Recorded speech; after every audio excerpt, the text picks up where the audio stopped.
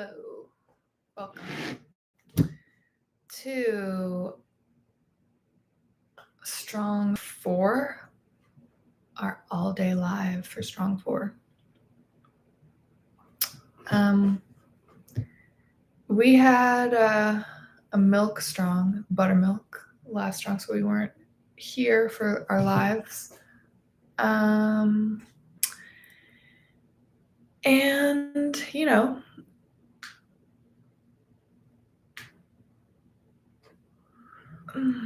let's get back on task. We are going live about our reversal of roles, reversal of fortunes. That is the new live series that we are doing at the moment. So we just finished our Day Life Military Careers lives that we did. We did 12 of those. I don't know if you tuned in for any of those. They were, we went into what our careers were like here, or are like, or were like, and what the origin of them being what they are is. Now we're going to get a little bit more specific and talk about how our roles changed and what our fortunes have been since then. And as always, there's going to be more sponsors and ways to wash and all that as well. But that's the meat and potatoes. Yeah. So before we start getting into that, we'll kick it off with some don't wants and don't needs.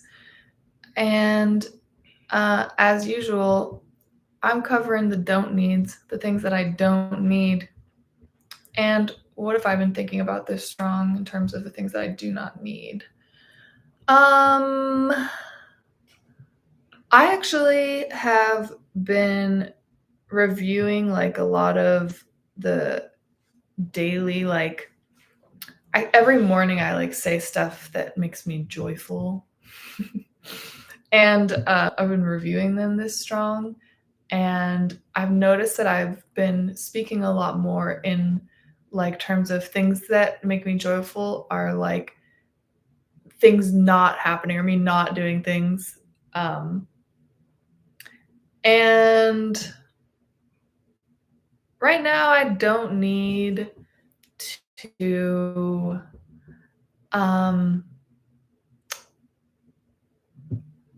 lack faith. I think I don't need to lack faith. I've been proven time and time again that there's no point in doing that. The things I lack faith about are always I'm proven wrong. Yet I still do it, And I don't need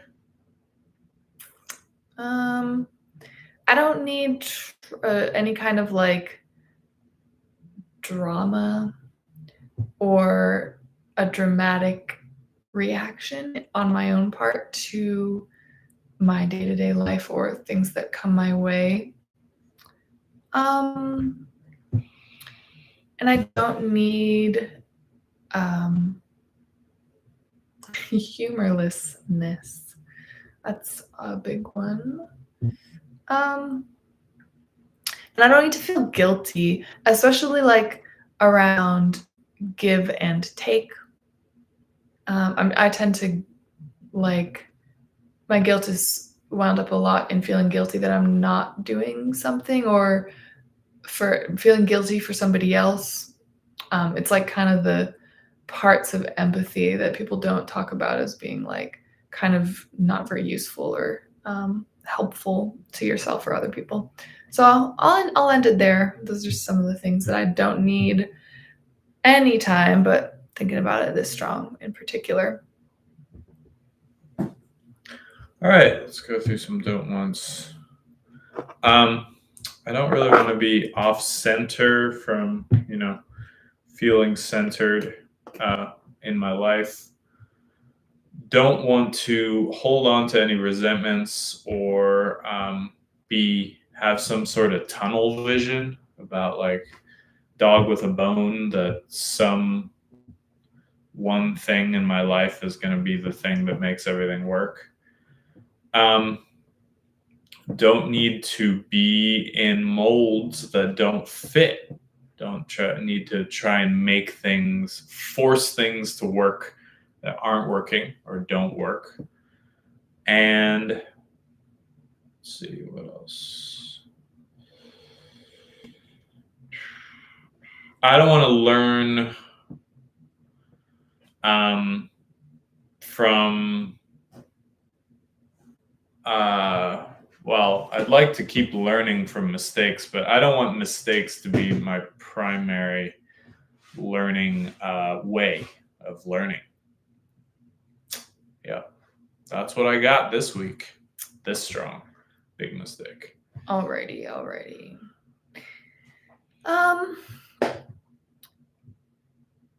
I thought, this kind of changes from strong to strong depending on what's happening, but it felt like it would be a good time right now to do a little symbolism check-in, what's happening in the world. I know we do like cult check-ins, what's happening with cults and the word cult at large out there, but I wanted to ask you, what's happening with Jews in holes lately? Well, they just found out that there are like underground tunnels underneath 770, which is the Chabad headquarters. For those of you who don't know what Chabad is like the Hasidic movement that is probably the most prominent spreader of Judaism, like in the last 100 years. And their headquarters, apparently there have been, there's underground passages underneath them that lead. I don't exactly know where they lead, but people have looked into that. But they lead, they're underground tunnels, and it was just exposed that that's happening. The extent of which, it's probably goes a lot as holes do. They probably go deeper than people even know.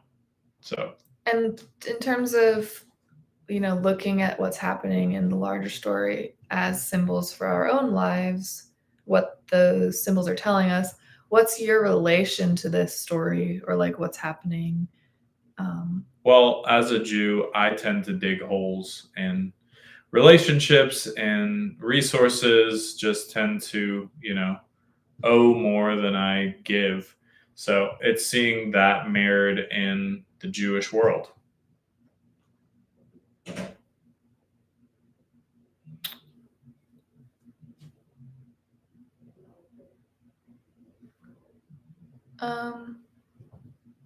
Any symbols going on for you out there?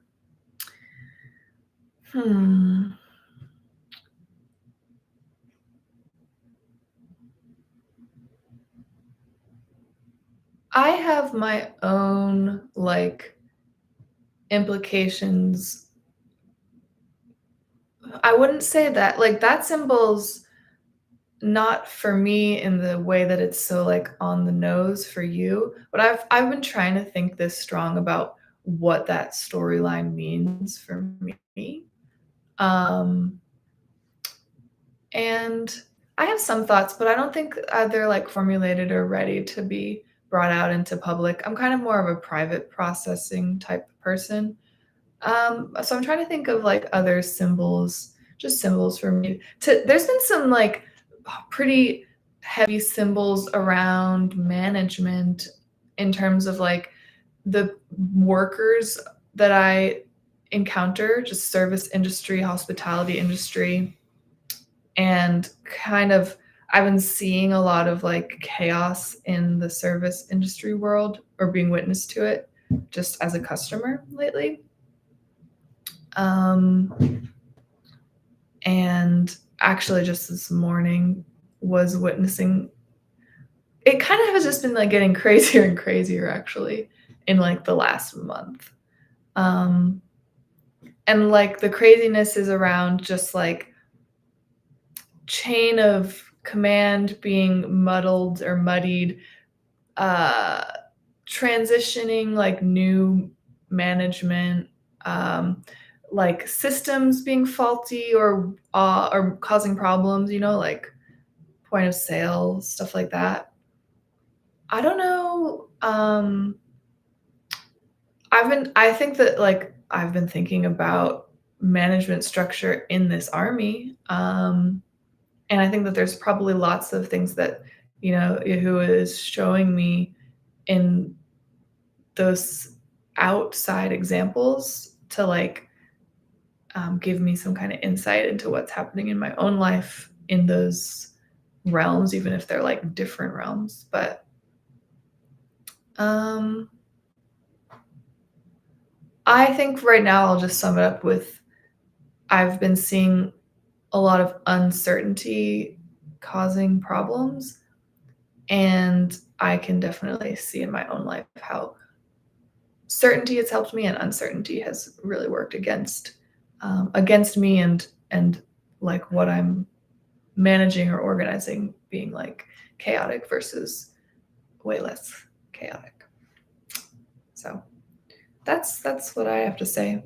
Anything else you have lingering about digging holes, Orthodox Judaism? I mean, I gotta say, like, this army, we have like themes with each other and things that like we're kind of talking about a lot.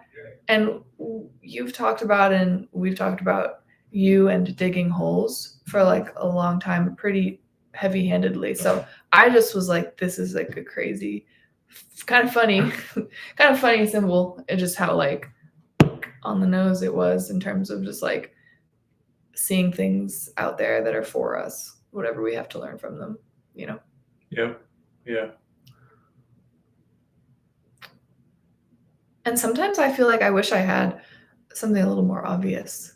I feel like I try to make things more complicated, and I just want to see something that just like sings with like simplicity, like boom, Cocaine bear. boom. Like, yeah, I want my own like cocaine bear that comes out and be like, that movie was made for me, or just like something that's like an obvious. I want to see something like dumb obvious on the nose. Be like, there's a bird flying with candy in her mouth and being crazy. Give me a sign. Give me a sign, Yahuwah. Show me the way. What do I need to learn? What do I not need? I don't know. I think you get a bunch of those. What about Maria Bamford releasing like a cult book? Oh, you want one literal, like a bird eating candy? That's what you need right now. You need like a news. It's on the news story. A stork ate, a nerd's rope, thinking it was a snake. Choked on a nerd's rope. I don't know. Just a passing thought. Why don't we get into the meat of it today? I actually have like this thing that might take a while that I think is like a good part one for us, because I was looking at these like articles and like getting a little confused, and I was like, maybe I shouldn't be confused about this kind of stuff. But I wanted to go over, part one, DLA Reversal of Fortunes, our running series. I want to start with like what our runks have been over the years here and what they actually mean, which I feel a little confused about. And I think even on one of these lives, we kind of were talking about that. And I just wanted to get it straight out of the gate, as they say. So what have your runks been here? When did the reversal of Fortune's runk or whatever happen? Or what were those changes in runk? Well, I trained as a lieutenant, but as soon as I graduated officer school, I started off as a captain. And then about a year later, maybe a year and a half later, a year and a half later, I was demoted, which is the pleasure matrix way of saying promoted, to major from captain. And then almost 2 years ago, a year and 9 months ago or so, I was promoted, which is the reversal of demoted, to master sergeant. So yeah, since it's an inverted pyramid structure here, like when we say promoted, you're going up the runks, but it's like towards the what the real, or not real, what the pain matrix military structure, a little Freudian slip there, would deem as like a demotion, if that makes sense. And so like you said you started out in officer school for lieutenant rank, and that's something that I was like honestly not even totally clear on until I really like was looking into it today.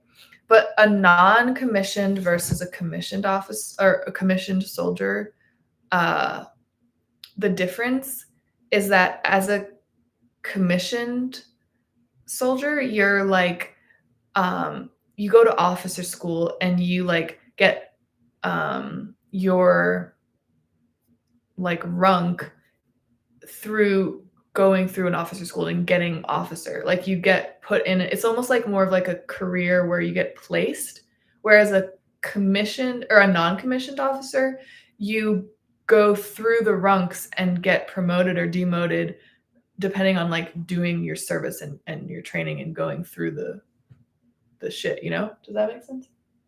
Yeah. We both started training in officer school, I believe, like just at different times. And you were like on a track towards a lieutenant or a major. Were they both commissioned? Yeah. Yeah, because that was like you were in officer It's a school. little scary that you don't know these things. It's not my strong suit. It's kind of just like, I don't know if it's me or whatever, but this kind of stuff, I'll just like my eyes glaze over and I don't really understand. And it's pretty funny given what I'm doing. But anyways, then, so like I was also in officer school to be a commissioned officer. And everyone in my officer school, all of the soldiers, I don't know if the word is flunked out, but it was pretty obvious pretty soon that like we were gonna actually be non-commissioned. So we were gonna start out as NCOs, you know, and do things by either being promoted or demoted and getting our ranks that route. So I started as therefore as a commissioned or non-commissioned soldier with the officer, rank. non-commissioned officer. Yeah, non-commissioned officer, and I was sergeant. You were sergeant major at that point. Yeah. Sergeant major. And you know what, I think like that's for another time. I think I had no reasons why this stuff is like fuzzy to me and like difficult to remember. Then I was basically a sergeant major all the way up until the reversal happened with the two of us. So a lot of change from beginning my service until that point. And at that point, I was demoted to sergeant major of the Army, which is like SMA, not SGM in terms of like the abbreviations. And it is a totally different rank, even if it, you know, to me at least, sounded similar. So the way it was described to me was that as a sergeant major, I was like in charge of, I was the lowest rank of the team of people I was managing when we were like out on the road with him gone. It was just me and 3 other people. And I was the sergeant major, so I was like the one running operations and relaying things down the chain of command and basically in charge of that troop of people. The difference with the demotion to sergeant major of the Army was that I became like it's been described as like the aide de camp, like the on the ground, boots on the ground kind of connector between all of the Army and what it is and what's going on, and translating or relaying to the, in this case, the 5-star general, General Koa. So I'm like his commanding officer, whereas he used to be my commanding officer. And I don't know, like, did you switch to a non-commissioned officer when you had your demotion? Yeah. So that would make sense, because you, as the sergeant major of the Army, I'm still non-commissioned, but when I was looking it up, sometimes sergeant majors of the Army do outrank some commissioned officers. It's like it's all very confusing to me. The Army and the military. They don't outrank them, but they have positions that are maybe, more of a boss position, like than let's say a first lieutenant, because a first lieutenant is like in the U.S. Army, it's the lowest rank. The first lieutenant, does not order as many people around as a sergeant major of the Army would. But the sergeant major of the Army doesn't outrank a commissioned officer. They might, be relaying things in the flow of like information and what's being like passed up and down chains of command. I guess what I'm trying to say is that they can sometimes be responsible for like getting information from other non-commissioned and commissioned officers, or like seeing what's going on, passing things on,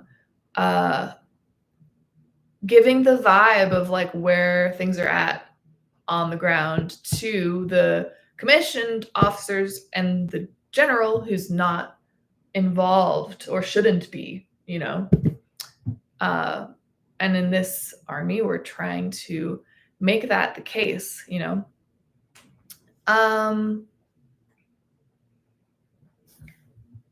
So what about you? Do you want to go into like the ranks you described, what they are, what they're responsible for?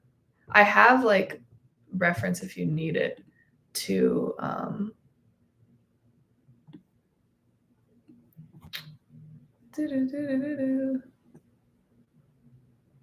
stuff, but yeah.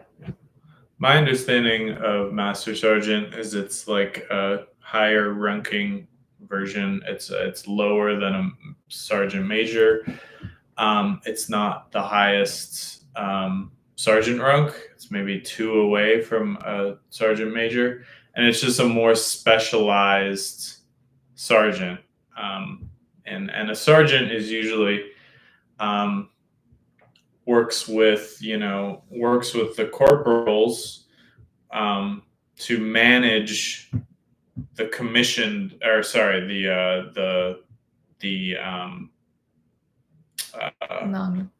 not even the non-commissioned, just the enlistees.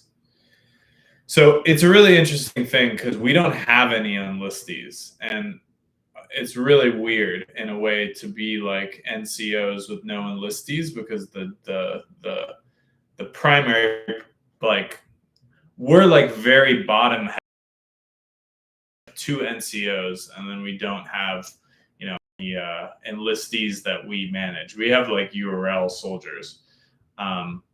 We're basically like a giant container that has every bottom brass roll ready, and it's just like containers for when they will be filled, if that makes sense. Right. So there'll be plenty more of kind of sergeant tasks to do when more people show up.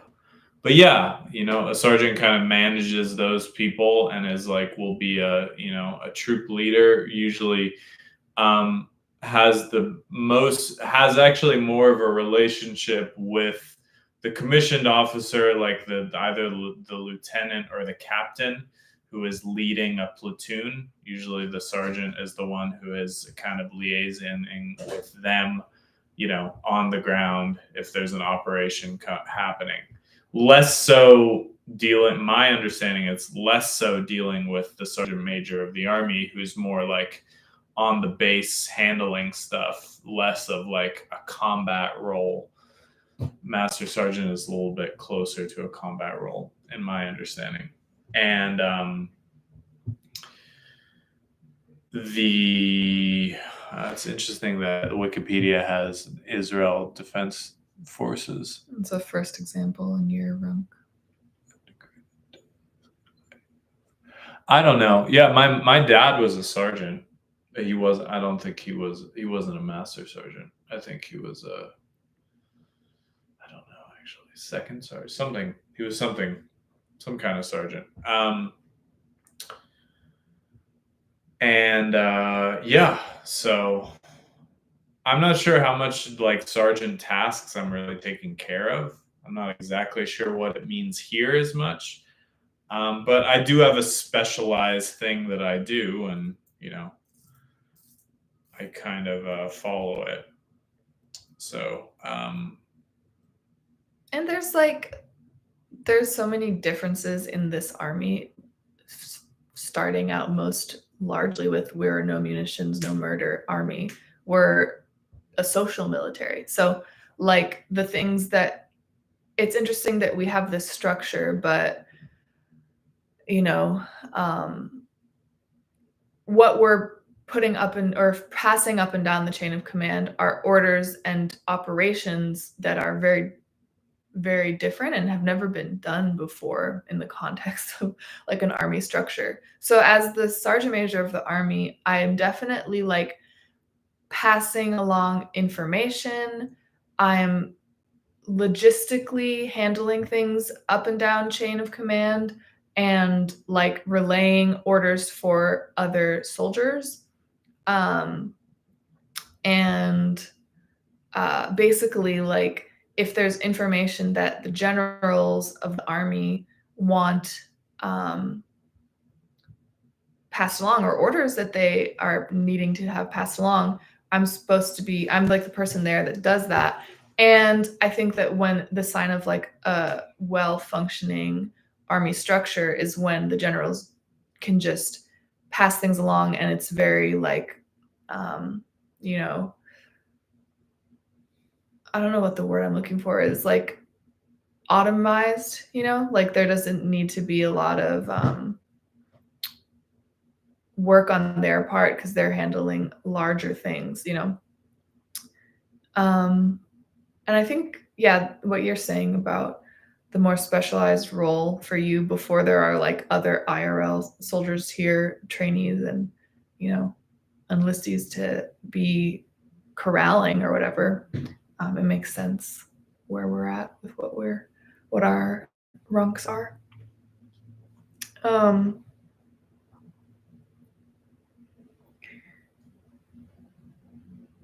Seems like something I remember from when there were lots of ranks being assigned willy-nilly back in the prototyping days, that the people who, I don't know if this is true, maybe you can let me know, but I remember one soldier being like, talking about how you in particular didn't really have like the competitive like vibe that she was picking up on from other people, but you had one of the lowest runks, and that in general, like people who want the responsibility less or like are not gunning for a big position were typically the people who were given those here. I don't know. I asked for both of my promotions. I was training to be a lieutenant. I asked to be a captain instead, and I asked to be promoted to major. I'm not sure who that soldier was who said that. There is like the old saying that a reluctant ruler is the best ruler. Like a king who doesn't want to be king is going to be the best at being a king because they're not in it for the power or whatever.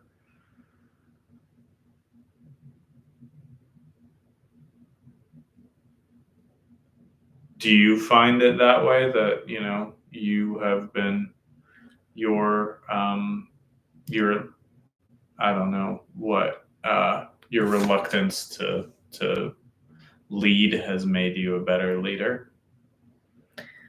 This is the thing I was saying I like didn't know if I should get into, but I'll just get into it now, which is like I think that I have, as a white woman, I'm in a power quadrant in the pain matrix where, and by that I mean like I have the most power in the pain matrix, and part of the way white women do that is like we pretend to have the least power, and we like don't know that we don't know what power is, and we're like, oh, whoopsies, kind of like that vibe. And so I think that I brought that over into this army, and that I was really like disassociated about my power, and like to the point where like I don't even know runks and what they mean, or like it all confuses me, and I like have to look up the difference between non-commissioned and like commissioned officer. I think that like my racket of not really having power by pretending to be powerless has carried over a bit here. And I think like in the beginning when I was here, I would have said like I don't want to have any like large responsibility, like all these people should have like bigger jobs than me, like I'm whatever. But I think that really inside I was definitely competitive and wanted power. But in the pleasure matrix, it's different. It's an inversion, right? I'm like, that's not my area to explore. That's not what I actually really want. Graduated that round of officer school. Everyone else left. I was the only one that graduated. And I think that's like, it feels more honest that I do like want power, or that I don't like when I have it threatened or taken away or whatever. But I don't know. Honestly, like I don't, in myself, I don't feel like a desire to go down the runks or to have I don't like being your commanding officer. Like in some ways, like in a lot of the times it's annoying to have to manage someone, because invariably anyone that's being managed, at least here in this army, maybe it's different in the actual army, but like it's they're annoyed to be managed, and they're like protesting it the whole way. So I don't want to have to deal with that. And part of me is like, you know, not feeling like a military career is much of my desire for, or like I don't want to say the word desire, much of my want and need for my future. But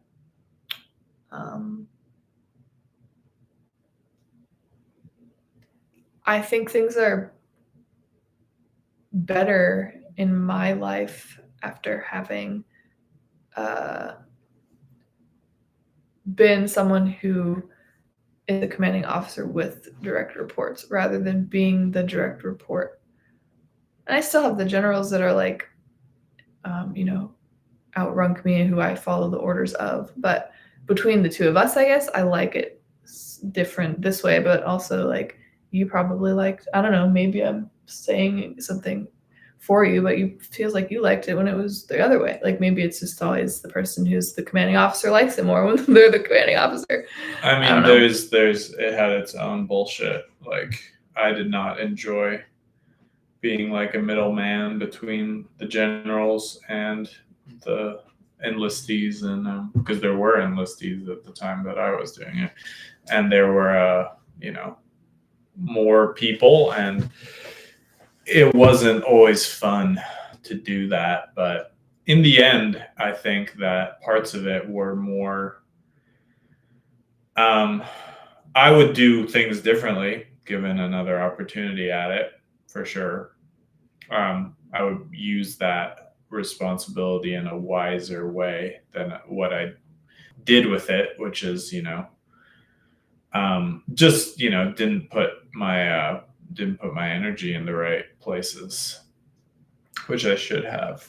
So I certainly don't I don't necessarily like being just the one at the top of the chain, but there's advantages to not having to, have day-to-day contact with the generals. I do appreciate that. I mean, there's times where in the transition process that I was upset about it, but now I tend to feel better when I don't have day-to-day access.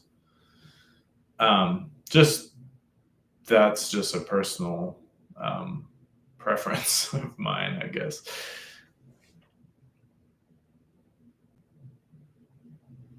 Well, I think that that's enough. I think we got into just the basics that I wanted to cover, and we even went past it a little. So we'll be back for part 2 next Strong. This program is sponsored by the Automat. So if you have never made a wash before, what a great time to start. You can DM me for more information, but to get started, you should just make a financial wash. That's how most people begin their washing. And you can make a wash in a multiple of 12 to cash.me/$washitall, paypal.me/washitall, or you can inquire with me at DayLifeMary on Instagram for crypto links, Apple Pay, snail mail, whatever way works. We've got a lot of options. And as washing is best done in pairs, you can then ask about what social wash you would be assigned. And social washing is just another way of washing that belief. Washing that belief out of the pain matrix. And getting a little soul back, see what you do with it. So that's it for today. A little short and sweet.